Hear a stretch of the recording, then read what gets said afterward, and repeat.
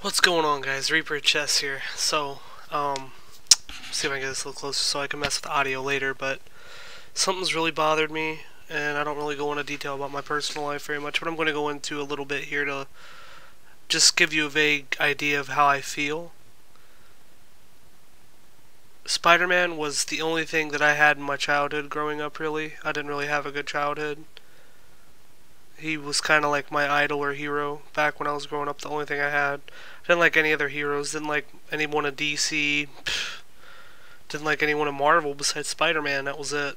And my mom was never in the picture, my dad, and that's a whole nother story. This movie I just watched, the whole No Way Home, was trash. It was garbage. But not as bad as you think. So I compiled a list. And I also made sure to get me some pinpoints on my notepad here for you. We're going to talk about a few.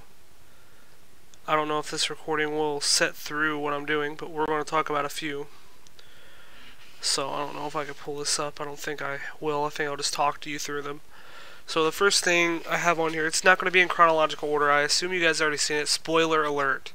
If you have not seen the film, go watch it. I'm not going to spoil it for you, but I'm going to assume that you've already seen it and you've already went through a few reviews already and you finally made it to this channel and you probably don't even know me, so it's good getting to meet you. Hopefully I see you again.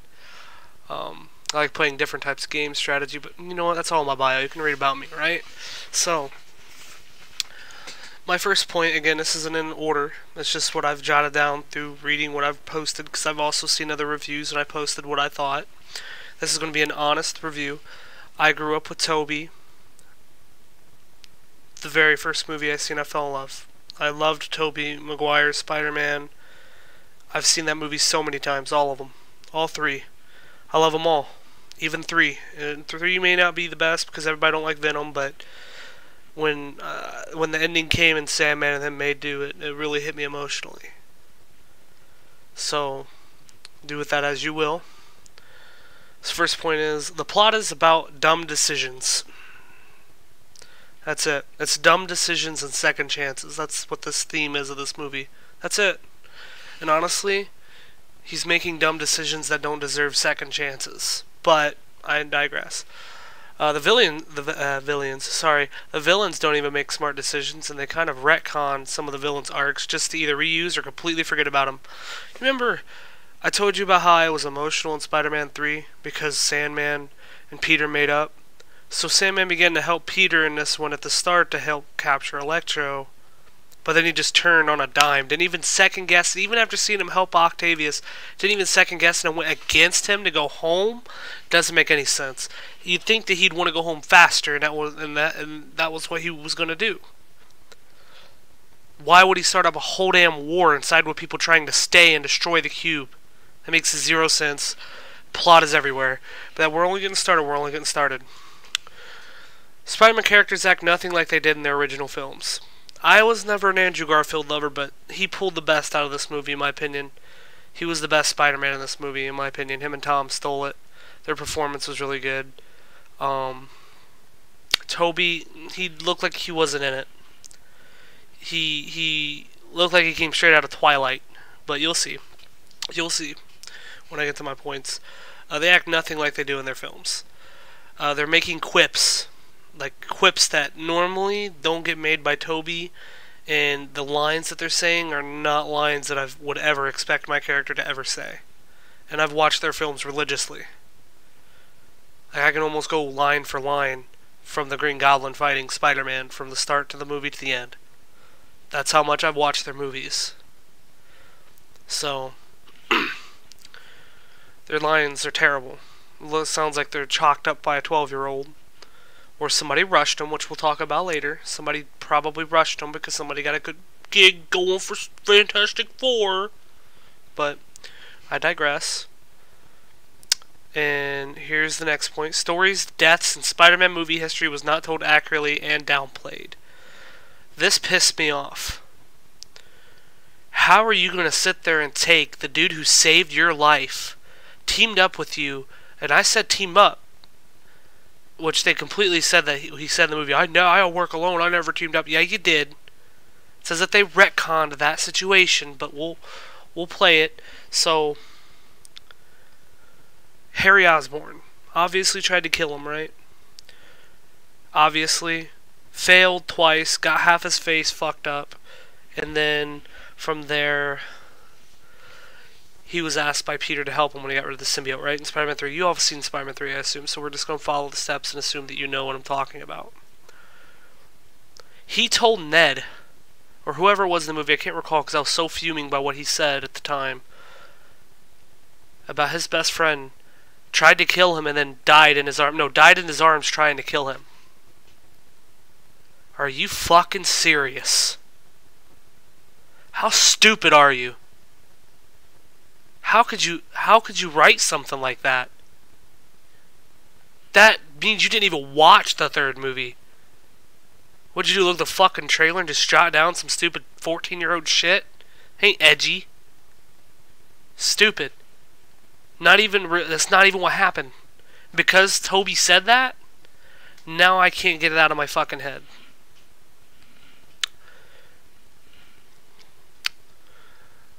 Here's another big gripe I have. So Spider-Man, Green Goblin was my favorite character. I loved that movie. The first one was the best one in my opinion, because it just felt, I liked the Green Goblin. I don't know. I like Doc Ock too. He was definitely really good too. But you know what I don't see in this movie? Martial arts. I don't see it.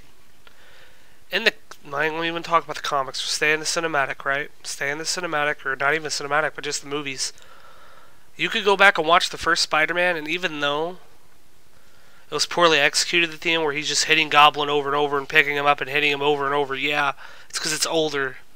But even before that scene occurred, you could see him kicking Spider-Man, kneeing Spider-Man, and he even had almost a boxer to karate-like stance when fighting Spider-Man. He's hopping up and down like he's kicking him, and the webs were never a problem for Goblin, really. He tore them out like completely in the movie. If you don't remember, he got webbed and he went and took it all out and then kicked Spider-Man again.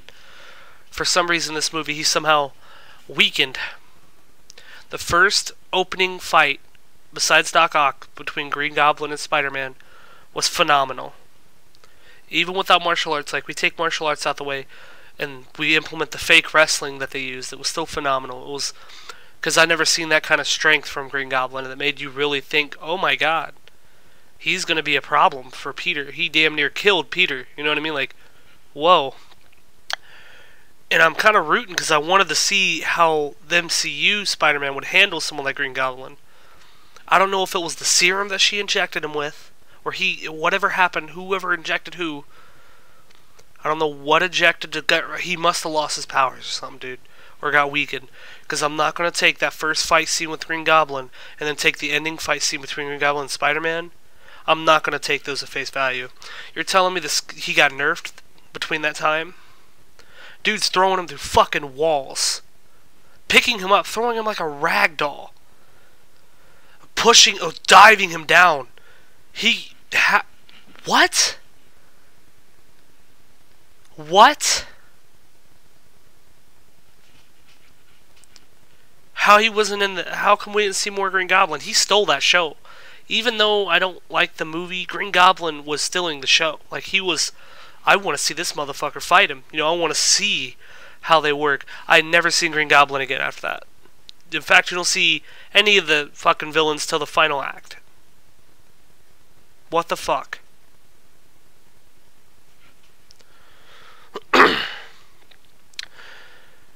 Okay, so next point. Let me go ahead and select this so I know what point I'm on. Next point is the idea and philosophy. I won't say philosophy. The idea that everybody that is coming to the universe is because they know who Spider-Man is, and he closed it off just to get the majority out. Right? A few trickled through. Electro doesn't know who Spider-Man is. Venom The new one, Tom Hardy, zero idea who Spider-Man is. And I don't believe that whole, well, Eddie, with Toby's universe, it doesn't matter. Because that's a different multiverse. That's not even on the same sacred timeline type shit. There's no way. They can't have a hive mind between two different universes. That don't make sense. Make it make sense.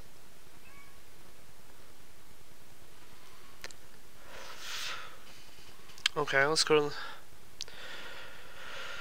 All they used Venom for was a real quick cameo at the quick end edit screen instead of using him for, I don't know, the sixth member of the Sinister Six? I don't know, you know, he could have been a very dangerous player in the game. Very dangerous. Probably the strongest out of all of them. That would have made good for 3 Spider-Men. The ending being Goblin and a Spider-Man versus 2 Spider-Men and a Venom or something, you know, like what... How come we don't get any fight scenes, really? It's just a bunch of throwing around shit and running around. I don't see any fight scenes. I seen Toby get dragged into sand. I seen another Spider-Man get held down. I don't see really much fighting. I see maybe a kick here and there and the dude's webbed up. Even though in the earlier films, like I said, it just doesn't make sense. They break out of the webs. Shit. Even the Lizard knew about his web shooters and literally broke them in his first movie. Why didn't he do it there? Makes fucking zero sense. Because he knows that's his weakness. I don't even want to talk about it. So, again, Venom made a cameo. That's all he was good for. Really.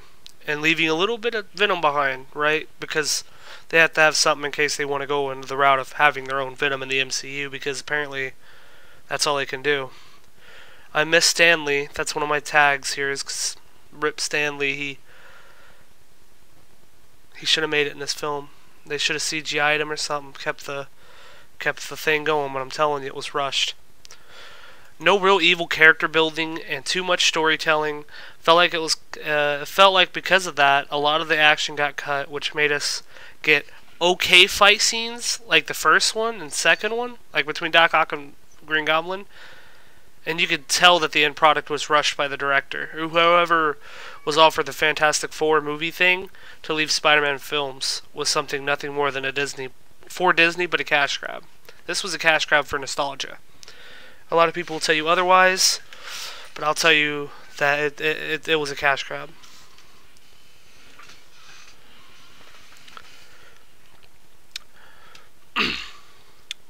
And now we're going to go into some continuity type stuff here. We're not going to really talk much about it, but... So is the spell multiversal? Like, does that mean everybody in Toby's universe, everyone's universe, they just forget who Peter is? Or is that just on Earth? Or is that just in their universe? This wasn't really explained.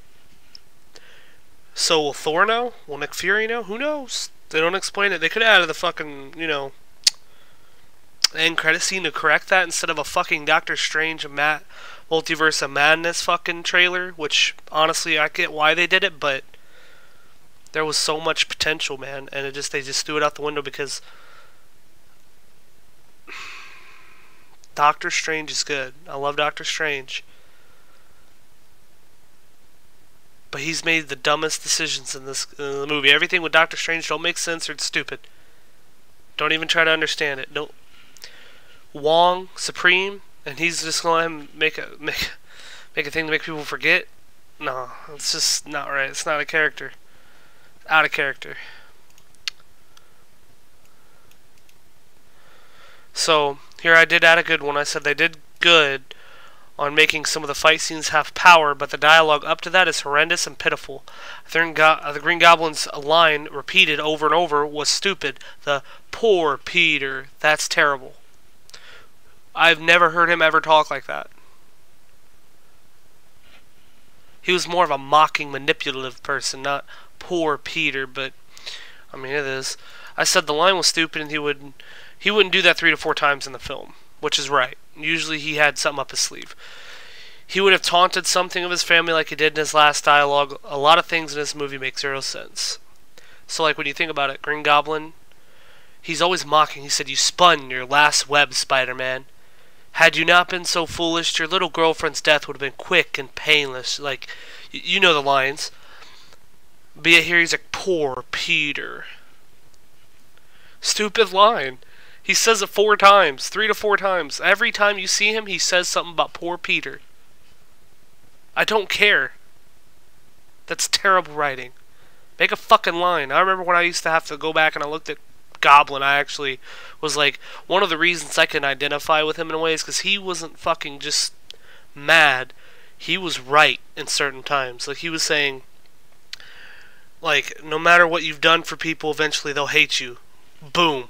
He could have said some shit just like that in the film. Had a fucking, it would have made so much better than poor Peter. So fucking stupid. So, oh, here's a big one. Now, this one I may get a lot for, right? But hear me out. If you're gonna kill a character, make it seem that way, don't joke about it. Fucking kill the character. Don't make a joke about it. I would have hated it, but it would have been way more impactful, and you can agree with me that if Toby or Andrew died and they said, with great power comes great responsibility, it would have held a lot more weight, and it would have made a lot more sense than his fucking aunt, who makes almost the most dumbest decisions in this fucking film that gets him in the fucking most problematic situation in the first place, where he almost dies and destroys the fucking universe. She's fucking brain dead. Her performance is okay. Like the walking around thinking you're okay type shit, that's cool. That was good. Goblin was played excellent in terms of acting, like his facial expressions, the way he moves, the way he acts, like that was pretty good. Andrew was the best in my opinion. Toby fell a little short until the ending, where he actually has a facial expression when talking to Otto. He literally doesn't look like he's into the movie. And I wouldn't be either if they took my character and fucking threw him in the toilet and took him out. Terrible. Why? He's probably done with the shit. They don't get to say so what their character does, so we're back to the whole, they fucked it up. And a lot of people that got they got buddy-buddy with the people that let them see the premiere, they don't want to admit it. These reviews are going to tell you the highest thing in the world, and you're going to eat it up. If you're a Marvel fan, you don't really care much about Spider-Man, he doesn't hold that much in your life, and you don't care much about the other films, the nitpick like I do, and look at it, stuff like this, you'll like the movie. If you're all in it for nostalgia, you'll like the movie. Maybe. If you're like me, who this character holds a really deep place in your heart, like this is the only thing that like helped me stay from going down a very dark path in my life, you're going to be fucking furious. Stay away from the movie. You won't like it. Thanks, guys. You take it easy.